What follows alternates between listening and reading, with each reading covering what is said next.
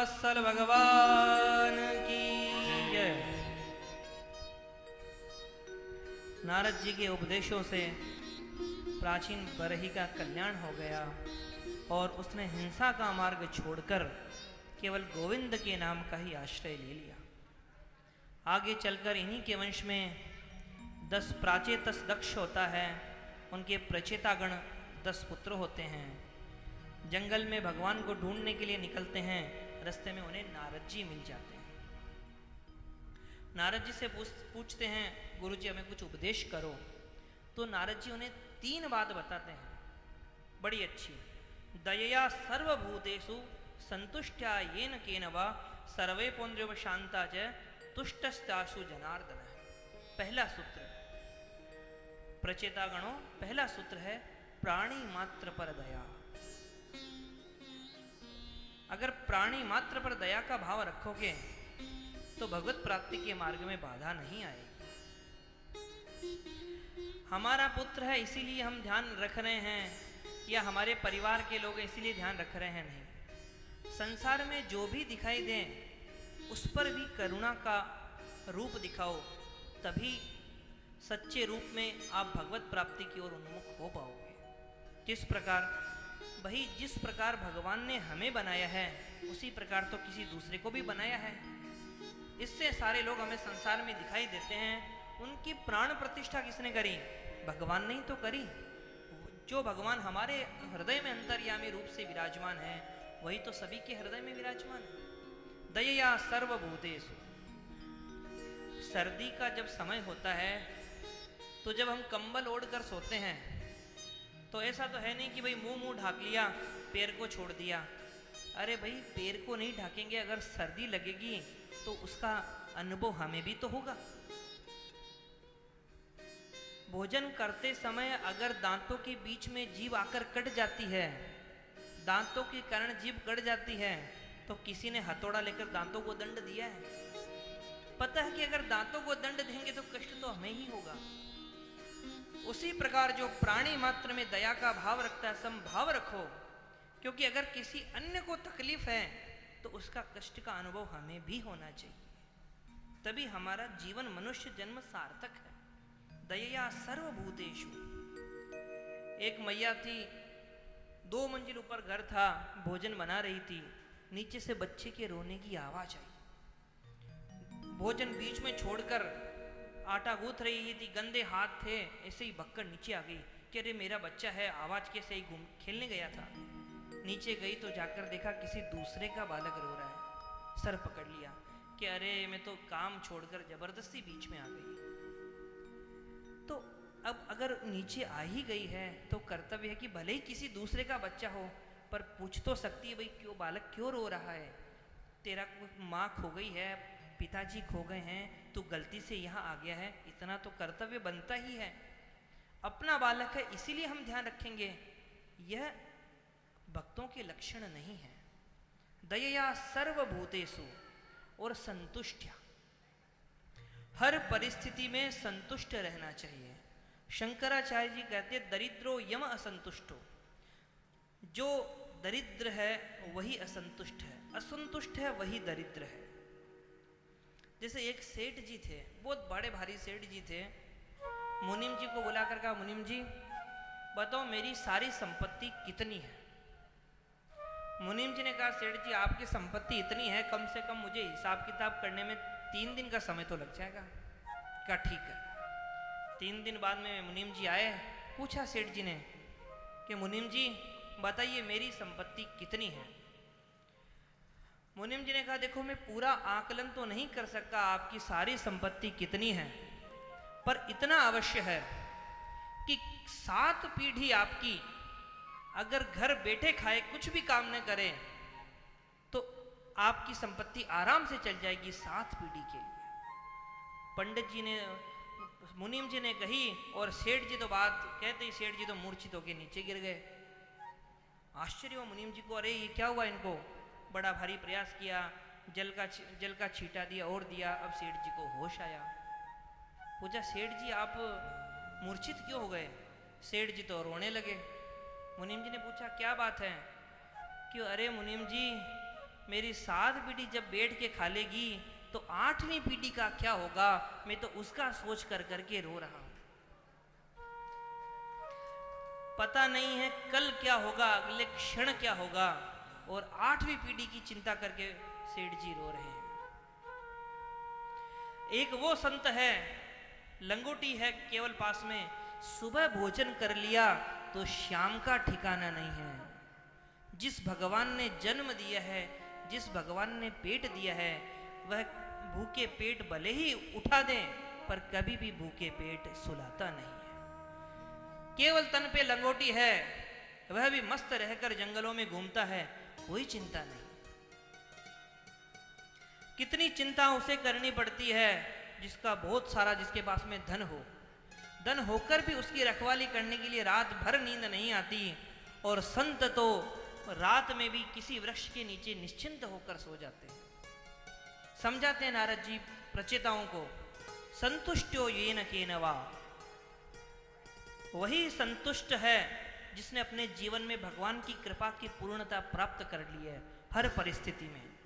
गोधन गज धन बाजी धन और रतन धन खान, जब आवे संतोष धन तो सब धन धूरी समान। संतोष रूपी धन जब हमारे पास आता है तो बाकी सब धन व्यर्थ हो जाते हैं।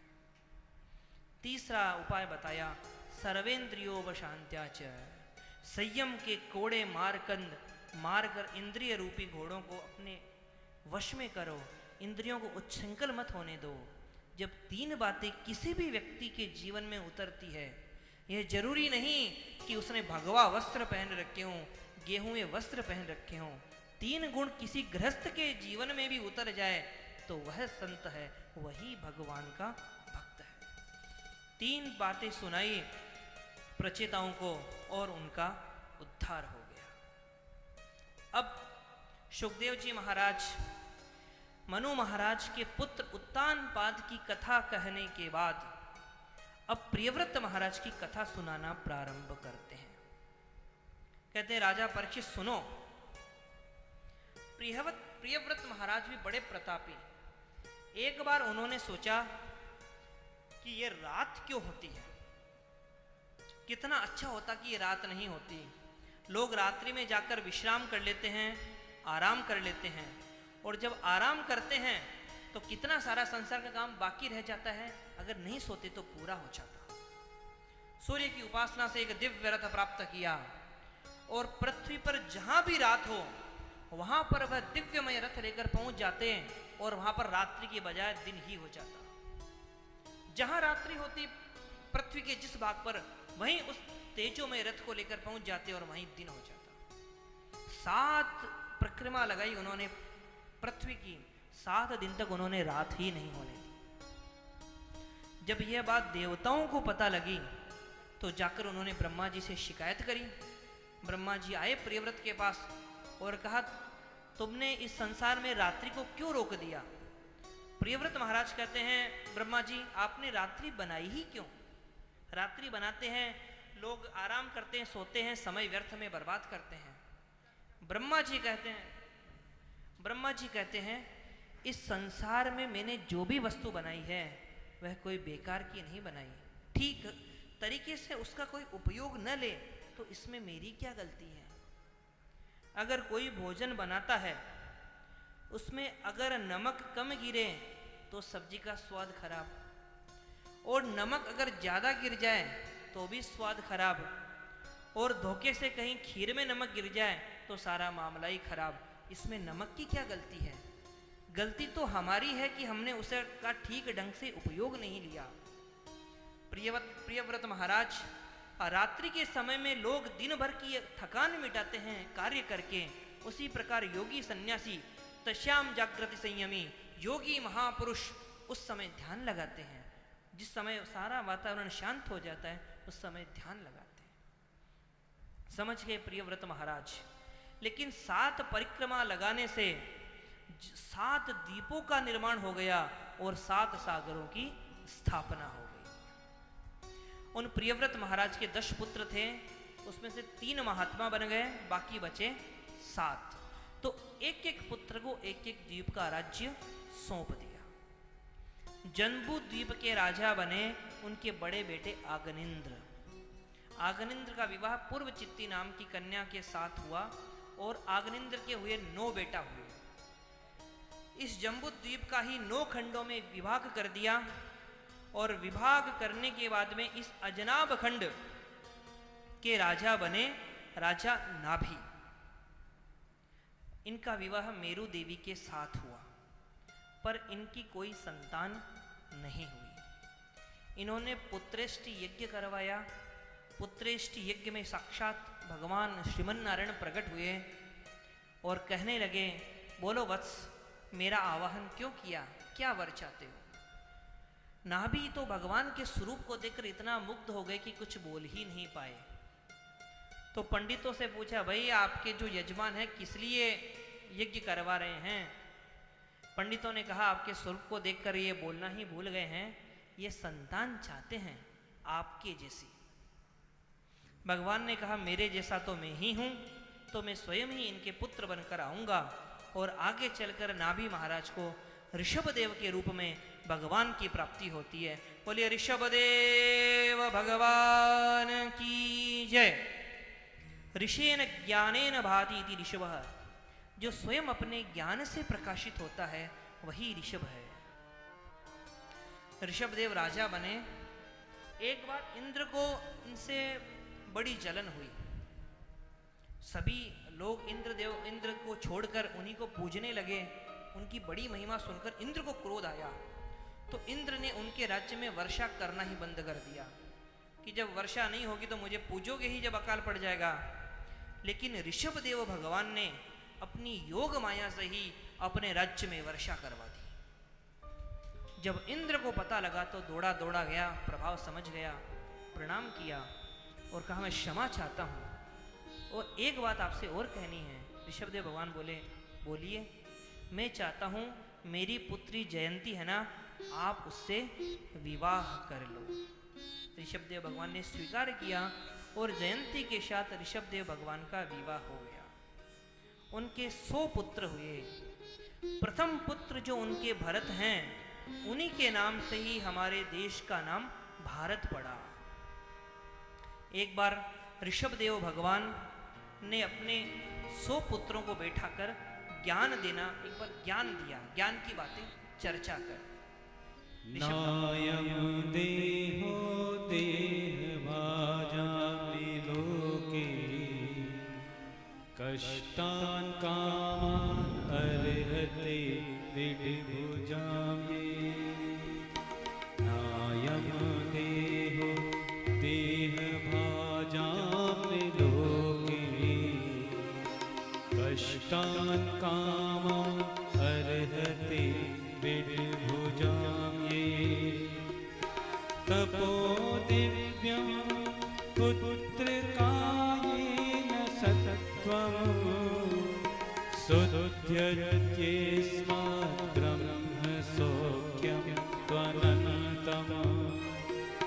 श्रीकृष्ण शरणं मम, श्रीकृष्ण शरणं मम, श्रीकृष्ण शरणं मम, श्रीकृष्ण शरणं मम। ऋषभदेव भगवान कहते हैं, पुत्रों, संसार में 2 प्रकार का आनंद है, एक विषयानंद और एक ब्रह्मानंद। विषयानंद हमें हर जन्म में प्राप्त होता है। हम पशु बने, पक्षी बने, कीट बने, हर जन्म में, इन जन्मों में हमें विषयानंद प्राप्त होता है। लेकिन ब्रह्मानंद तो केवल मनुष्य शरीर से ही हमें प्राप्त हो सकता है। इसीलिए मनुष्य जीवन की सार्थकता तभी है जब हम ब्रह्म के आनंद में डूब जाएं। ऋषभदेव भगवान परमहंस बन गए। भरत राजा बने, भरत को राज्य सौंपकर ऋषभदेव भगवान परमहंस बन गए। दिगंबर अवस्था में, नग्नावस्था में घूमने लगे। बच्चे उन्हें पागल समझते, कोई उन पर धूल मिट्टी फेंकता, कोई पत्थर फेंकने लगता। ऋषभदेव भगवान दुनियादारी से बचने के लिए मलमूत्र त्यागते और वहीं विश्राम करने लग जाते।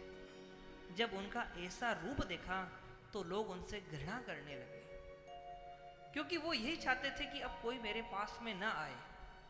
अगर मुझे लोग संत महात्मा भी समझ लेंगे तो मेरे पास में आएंगे तो मेरा पूजा पाठ में ध्यान भंग होगा, भगवान की माला छूट जाएगी। तो ऐसा रूप बनाया कि लोग उनसे घृणा करने लगे। देखिए, ऋषभ देव भगवान अपने इसीलिए स्वरूप में स्थित हो गए ताकि लोग उनके स्वरूप को नहीं समझ पावे। क्योंकि जब यह जीव परमात्मा को पाने के लिए निकलता है तो भगवान उसके पास में सिद्धियां भेजते हैं कि अभी प्रबल वैराग्य है या नहीं। क्योंकि जो प्रबल वैरागी नहीं होता वह तो इन सिद्धियों के चक्कर में ही घूमता हुआ रह जाता है। भगवान बड़ा प्रलोभन देते हैं कि पक्का है या कच्चा। जब बालक रोता है ना, जब बालक रोता है और माँ घर के कार्य में व्यस्त रहती है, तब माँ अनेक सारे खिलौने बच्चे के सामने पटकती है ना कि भाई थोड़ा मैं घर का काम कर लूं और खेलने में लग जाए। या तो यह होता है कि बालक उन खेलने में ही लग जाता है, और अगर बालक तब भी बहुत रोए और चुप नहीं हो तब माँ समझ लेती है कि यह मेरे बिना चुप नहीं हो सकता। तब माँ सारे कामों को छोड़कर बालक को गोदी में उठा लेती है। इसी प्रकार जिनके मन में प्रबल वैराग्य की उत्कंठा नहीं आई, जो प्रबल वैरागी नहीं बने, वह तो इन सिद्धियों के चक्कर में पड़कर ही इन्हीं में ही झुंझुनों की तरह खेलते रह जाते हैं। और जो सच्चे संत होते हैं वो इन सिद्धियों को भी ठुकरा देते हैं। एक संत तो कहते हैं, मान बढ़ाई जब से आई तब से किस्मत फूटी, स्वामी स्वामी भजने लागे लगन राम से छूटी। बिरला ही कोई संत होगा जो सिद्धियों को पाकर प्रसिद्धि से बच जाए, क्योंकि जब सिद्धि मिल जाती है तब प्रसिद्धि की कामना बड़ी प्रबल हो जाती है इस मनुष्य की जीव की। दिखाएं कहीं चमत्कार तो होने लगे नमस्कार। हनुमान जी महाराज के पास में सारी की सारी सिद्धियां हैं, अष्ट सिद्धि नवनिधि के दाता, सारी की सारी सिद्धियां उनके पास में हैं। लेकिन सारी की सारी सिद्धियों का उपयोग करते हैं केवल भगवान श्री राम की सेवा में, भगवान राघवेंद्र के चरणों की सेवा में अपनी सिद्धियों को लगाते हैं। अणिमा महिमा लघिमा गरिमा प्राप्ति प्राक्यम ईशित और वशित, ये 9 प्रकार की सिद्धियां अष्ट सिद्धि होती है। देखिए, अणिमा महिमा का चमत्कार होता है कि जीव चाहे जितना अपने स्वरूप को छोटा कर लेता है। हनुमान जी के पास सारी सिद्धियां है। मसक समान रूप कपिधरी, मच्छर के समान छोटे हो जाते हैं। और महिमा समीक शक्ति का चमत्कार है, कनक भूधराकार शरीरा। अशोक वाटिका में जाते हैं तो जानकी मैया को धैर्य संतोष देने के लिए विशाल शरीर बनाते हैं। माँ तुम चिंता मत करो, क्योंकि कहीं जानकी जी को ये संदेह न हो कि रावण जैसे पराक्रमी वीरों से राम की सेना कैसे लड़ेगी, तो अपना विराट स्वरूप दिखाते हैं। वही हनुमान जी छोटे बन जाते हैं मसक समान, और वही हनुमान जी विशाल रूप बनाते हैं। और गरिमा शक्ति के चमत्कार से जेहि गिरि चरण देहि हनुमंता, चले उसोगा पाताल तुरंता। वह हनुमान जी इतने भारी बन जाते हैं कि पैर की ठोकर जिस पाताल पर, जिस पहाड़ पर रखते हैं वह पाताल में जाकर धंस जाता है। इतने भारी कि पहाड़ भी पाताल में जाकर धंस जाता है। और लघिमा बहुत हल्के भी बन जाते हैं। चमक जैसे मंदिर मंदिर प्रतिकर शोधा, जिस समय लंका में आग लगाई तो एक छज्जे से दूसरे छज्जे पर बंदर की तरह कूदने लगते हैं। जिन हनुमान जी महाराज के पैरों की ठोकर से पहाड़ भी पाताल में धंस जाते हैं, आज उनके चलने से कूदने से देखो छतों के छज्जे भी नहीं टूट रहे हैं। यह है लघिमा का चमत्कार। इसी प्रकार भगवान परीक्षा लेते हैं, उसको प्रलोभन देते हैं जो भगवान प्राप्ति के लक्ष्य की ओर चलता है। इन सिद्धियों के कच्चे वैरागी होते हैं वह तो इस सिद्धियों के झुंझुनों को ही हिलाते रह जाते हैं, खेलते रह जाते हैं। और जो पक्के संत होते हैं वह फिर इन प्रलोभनों को स्वीकार नहीं करते हैं। श्री ऋषभ देव जी भगवान समर्पित हो गए भगवान के प्रति और कहा, प्रभु मुझे कोई सिद्धियां नहीं चाहिए, आप मेरे हैं और मैं आपका हूं। मुझे केवल एक ही वर दो कि कभी भी आप मेरी नज़रों से ओझल न हो और मैं आपके नज़रों से ओझल न हूँ। भले ही मेरे में कितने भी दोष हों, कुटिल हूँ, मैं कामी पुरुष हूँ, चाहे जो हूँ, लेकिन मैं आपका हूँ, इसलिए आपको मुझे स्वीकार करना ही पड़ेगा। नाथ में थारो जी थारो, नाथ में थारो जी थारो, नाथ में थारो जी थारो। चोखो बुरो कुटिल अर कामी, जो कुछ हो सो थारो। नाथ में कन्हैया में श्याम में थारो ही थारो, कन्हैया में थारो ही थारो। चोखो बुरो कुटिल अर कामी, जो कुछ हो सो थारो। नाथ में श्याम में कन्हैया में थारो ही थारो, नाथ में थारो ही थारो। प्रेम से ताली बजाते हुए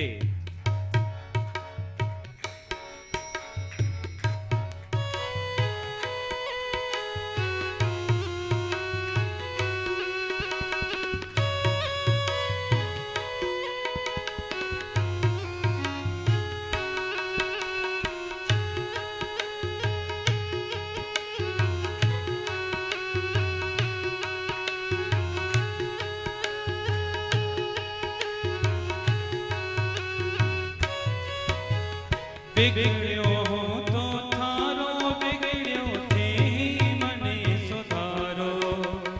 बिगड़्यो हो तो थारो, बिगड़्यो थे मने सुधारो। सुधर्यो तो प्रभु सुधर्यो थारो, हाँ सुख दे न न्यारो। नाथ में कन्हैया में श्याम में